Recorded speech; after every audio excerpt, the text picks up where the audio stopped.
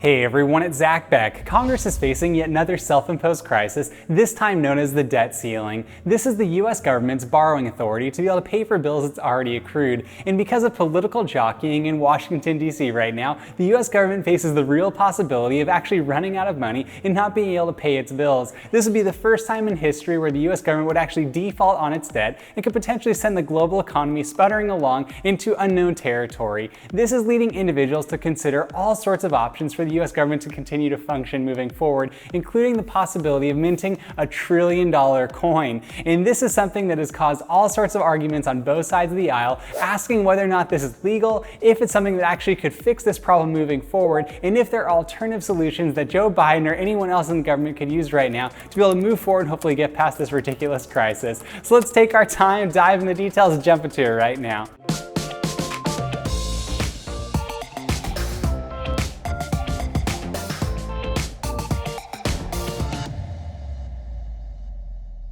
As previously mentioned, the US government is facing the real possibility of defaulting on its debt. This would have a dramatic impact on the global economy, ranging from everywhere to the stock market, asset prices, all the way to inflation. And because it would affect your personal finances, I believe it's important for us to talk about it. Now, you might have heard that Congress recently passed a stopgap measure, basically pushing the pause button on this issue until the beginning of December, where they're going to have to decide how they're going to move forward and actually be able to have the ability to pay for their bills. And this has become a political hot potato over the years, basically dating back to 1917 when the debt ceiling was actually enacted. This is something that actually came into effect, and at the time, US Congress basically had to go forward every single year and basically approve the amount of debt they were going to accrue. So instead of doing that on an annual basis, what Congress decided to do was raise the overall borrowing authority, i.e. the debt ceiling, to a certain amount. And back in 1917, they actually set this at $1 billion. And that $1 billion at the time seemed like something that was out of control and would never reach.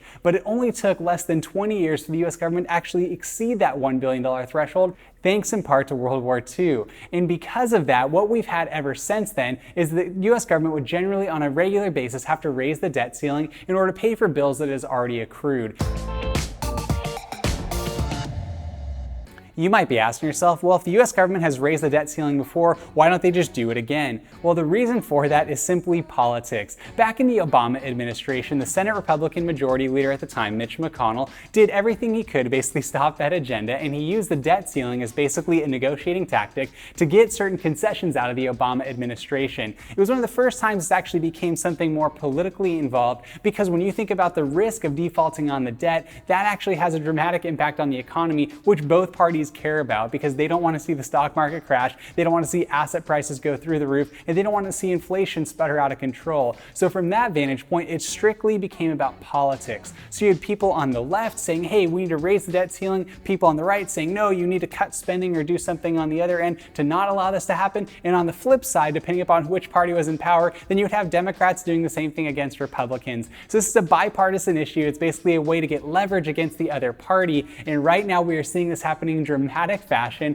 where you have Mitch McConnell and the Senate Republicans going against Joe Biden and the Democratic Party, trying to prevent him from being able to move forward and actually raise the debt ceiling. The ironic thing about this is that the reason why we need to raise the debt ceiling now is actually pay for the tax cuts that were put in the last administration during the Trump presidency. And specifically, the Tax Cuts and Jobs Act back in the Trump administration did add more debt to the United States, so we have to raise the debt ceiling to pay for that, but also for our normal expenditures, such as our military, Social Security, other benefit packages, and obviously general government operations as a whole. So if the US government decided to default on this debt, which it is set to do right now in beginning of December, it could have a dramatic effect on our economy and yourself and myself directly. Now, the most important thing you need to be aware of when it comes to this issue is to mint the like button for the YouTube algorithm. I'm just kidding, but if you wouldn't mind smashing that like button, it would help the channel out a lot, push this video to other people who might need to hear it, and would mean a lot to myself personally.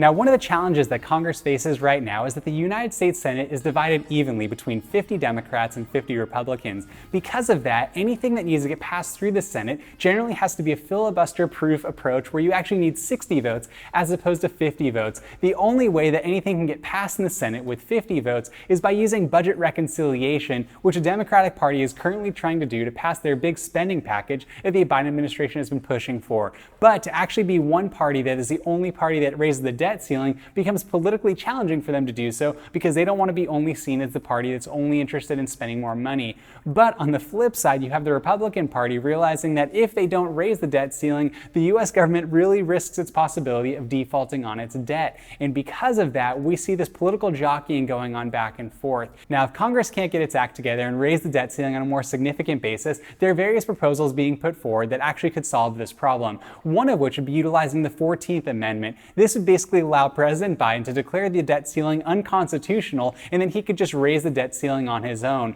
Now, another idea that has been proposed is actually minting $1 trillion coin. And that is something that has caused a lot of discussion, a lot of debate, and some people calling it a gimmick, some people calling it a joke, but then others saying this could actually be a sophisticated way to a really complex and ridiculous problem in the first place with the debt ceiling. And the way that this $1 trillion coin idea came up was actually on an economic forum a number of years ago back in the Obama administration, where an individual found a section of the US Code which actually said the following, and this is the US Code section 5112, which basically says the Treasury may mint and issue platinum bullion coins and proof platinum coins in accordance with such specifications, designs, varieties, quantities, denominations, and inscriptions as the Secretary, in the Secretary's discretion, may prescribe from time to time. So what that means is the US Treasury could conceivably mint $1 trillion coin because they would be able to do so on platinum as opposed to utilizing other materials which we use for our currency, whether you're thinking your quarters, nickels, dimes, your dollar bills, etc. And if you think about it, if you were to actually want to have your dollar be worth the amount of materials that it's made out of,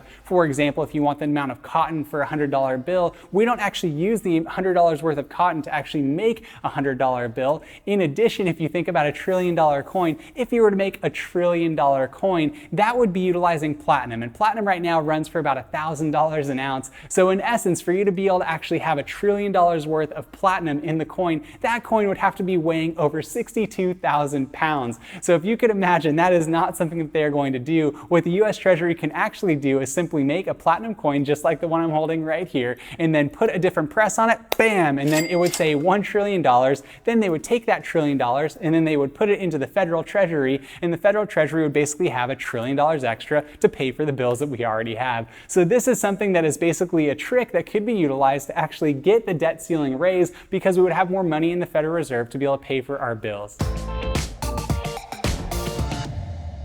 Well, you might be asking yourself, well, Zach, is it likely that $1 trillion coin is actually going to get minted by the US Treasury? I would say right now it is a possibility. Although US Treasury Secretary has said that it's basically a gimmick, it is something that could conceivably work. And right now, Congress has only pushed the pause button temporarily to be able to face the debt ceiling yet again come December. So what they're going to have to do is actually figure out a solution. It's highly unlikely that Biden would actually go ahead and issue the 14th Amendment, because if he did so, it would get caught up in the courts. And right now, the Supreme Court has a majority of Republicans in it, so it'd be highly unlikely for him to actually succeed in that respect. Whereas this section of the US Code is currently law, so he has the legal authority to go ahead and mint this coin. And that would be something that would have to be done if we do not have any sort of concept that actually comes together where Congress can actually do this together. And right now they are continuously butting heads, and you have different individuals, specifically in the Senate, who do not want to use budget reconciliation to pass this because it's very politically damaging for them. Now, when you think about that $1 trillion coin idea, I think it's very important for us to understand the concept of money altogether. Like I previously mentioned, we don't put $100 worth of cotton into a $100 bill. We're not going to put 62,000 worth of pounds of platinum into a platinum coin that's worth $1 trillion.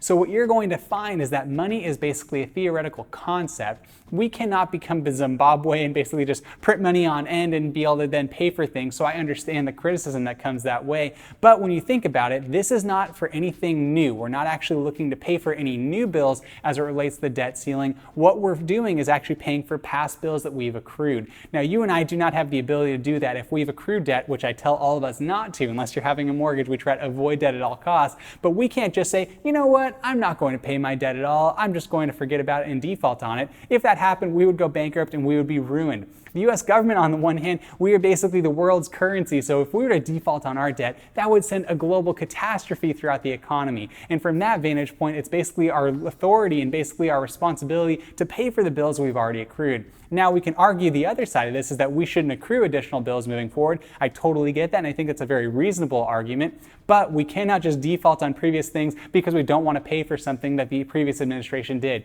You may agree or disagree with the previous tax cuts that came from the Trump administration, but they became law. They were passed through Congress by elected officials and signed by the President of the United States, so we need to deal with that. On the same hand, if Biden administration is able to put forward their spending proposal and a future administration doesn't want to pay for it, too bad, because that is the way democracy works. But what we can do right now is basically focus in on how this could actually become law. Now, if this actually were to become the case, where the US Treasury actually minted $1 trillion coin, we would find ourselves in a very interesting dilemma, because what we would have is not necessarily any issues with the legal authority for this to occur. It would actually just be more the perception that the US government is becoming more like Zimbabwe, and we're just printing money on end and basically pulling money out of thin air. But one thing we should be aware of is that if there are no other options at that time, if Congress doesn't act, if Biden doesn't use the 14th Amendment, then we might find ourselves in a situation where this is the only option. And it's not just myself that is talking about this. This is something that's being talked about by legal scholars, by economists and others. And there's even trending going on Twitter where there's a hashtag #MintTheCoin. So it's something that does have a lot of popularity. It would be really funny if that happened. And we'd have to wonder whose face would actually go on this. Does Biden want his face on that? Probably not. We could consider some alternatives, but right now it would probably just be an eagle or something like that. But really, from our vantage point, it's always fascinating to watch what's going on in Congress because it's a very messy process. Democracy in itself is messy, and obviously we have to be aware of this stuff because it could affect our personal finances as the economy is directly tied into what happens in Washington, D.C. So from that vantage point alone, I think it's really fascinating. I don't necessarily know what's going to happen moving forward, but I personally believe the $1 trillion coin is definitely a legitimate idea that could be utilized to fix this problem. Whether or not they utilize that is going to be up to them. With all that being said, I'd like to thank you for watching the video today. If you wouldn't mind, please tap the like button for the YouTube algorithm. Help push this video to other people who might need to hear it. Furthermore, if you have any questions, please comment down below. I'd love to interact with you, get to know you, do any research on your behalf so we can make well and wise informed decisions moving forward. Furthermore, if you wouldn't mind, please subscribe to the channel. That would mean a lot to myself personally, as I do everything I can to create positive content that makes a positive impact in your life by encouraging you and myself to lead lives of meaning and purpose, all while maintaining balance and moderation. And if you do subscribe to the channel, please tap the notification bell. That will notify you every time I post a video, which I do on a weekly basis. Once again, I'd like to thank you for watching the video today. I hope you have a wonderful day. Talk to you next time. Whoop.